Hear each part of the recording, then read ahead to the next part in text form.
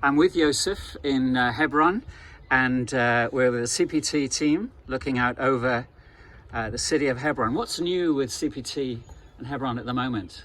Yeah, so CBT, recently we have been witnessing a lot of Israeli military activity in the area.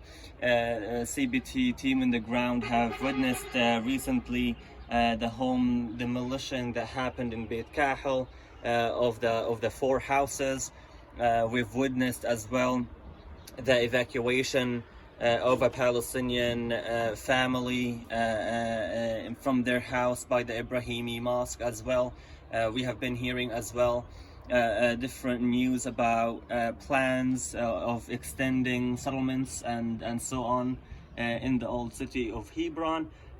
So we have been really occupied with all of these news and documenting all of that, plus the human rights violations that have been taking place with schools and students, that they are crossing the Israeli military checkpoints, and the use of force that has been used on the students while they are going either to the school or to their homes. What's behind the recent home demolitions then? Why do you think they're doing it? So as CBT, we believe that the Israeli military is using what we calling it virtually collective punishment on the Palestinian population.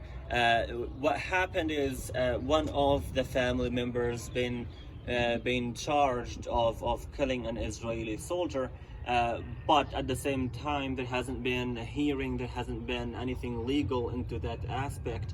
But suddenly the family got notified that their home's gonna be demolished. More than 16 Palestinian family member of that family within a night.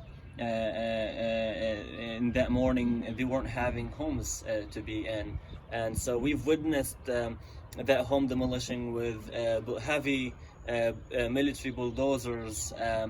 And it wasn't an easy night for CBTers, and at the same time for the Palestinian family and neighbors who have been witnessing and witnessed that happening. Unfortunately, it is a collective punishment. That's what we believe in as human rights observers on the ground.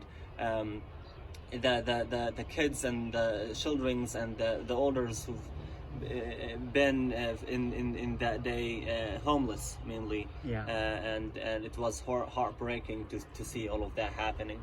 This week as well, I heard that there were Israeli plans to take over the old wholesale market in the center of Hebron and build a new settlement there.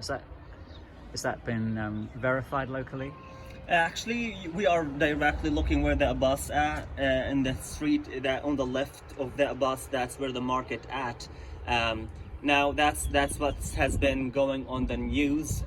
We as human rights observers, as CBTers on the ground, we do not have an official confirmation, but we have been seeing some more extra activities in the area. We have been witnessing building materials in that area as well. We've seen myself as well on the news and media, and connections with some journalists that took pictures from the cemetery over across the street to the building, and we've seen military presence as well as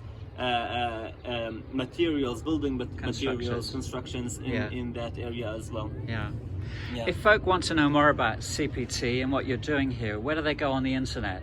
Yeah, they can visit cbt.org, where they can find the CBT international website, where they can access the different projects that CBT have in Palestine, Hebron, or in Colombia, or Iraqi Kurdistan, or Canada as well. The project is still, within social media, still there. And so cbt.org, where people can find us on the internet.